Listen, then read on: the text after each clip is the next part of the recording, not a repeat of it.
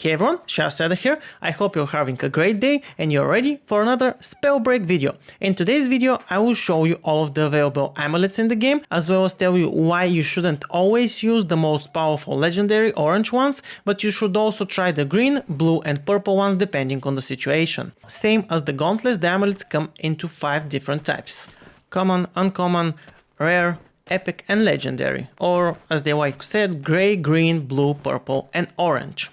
Now, not all of the amulets are upgraded versions of the previous ones. The purple and orange amulets have unique buffs. The same applies also to the blue and green ones, although a couple of the blue amulets are actually upgraded versions of the green amulets. As you can see, the first one increases spell damage by 5%. Then you have increased cast speed by 15%, increased max mana by 25%, and reduce the mana cost by 20%.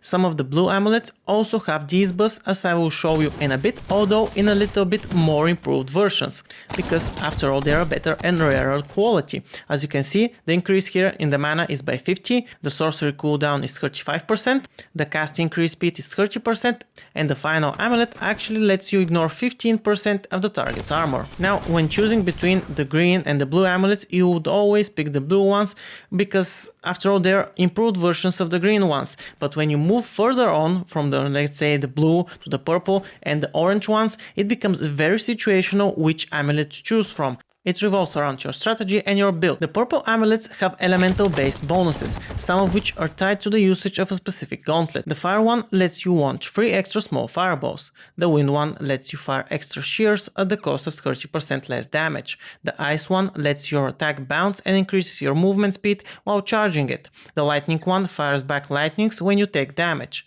The toxic one increases your puddle size and the movement speed debuff while someone is in them. As you can see, you're getting a lot of different effects between the purple and the blue ones, and now when we add the legendary orange ones, it becomes even harder. Gain HP equal to 30% of the damage done to the target's HP. After using a rune, refresh your sorcery cooldowns, which has a 5-second cooldown. And finally, reduced mana cost by 20%, increased cast speed by 25% and increased spell damage by 10%. You might think that getting the orange amulets is the best thing.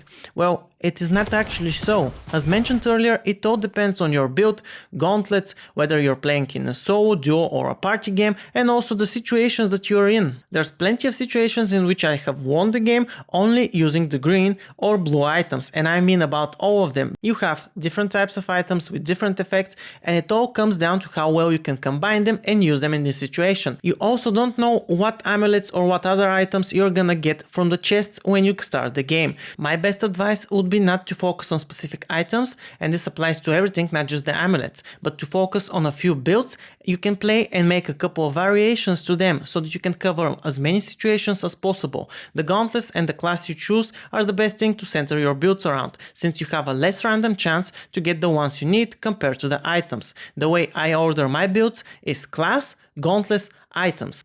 The reason is that you decide which classes to use, and there are only 5 types of gauntlets to choose from, which means the chance to get the one you need is 20%, a lot higher than any of the item chances if you're looking for a specific item that you need for your build. This is all for this video. Like it if you enjoyed, dislike it if you did not, share anything you want with me in the comment section. Be sure to check the description for links to my Twitch and social medias. And finally, if you want to see more content like this, then subscribe to the channel and press the bell icon in order to get notifications. Shadow Strider out!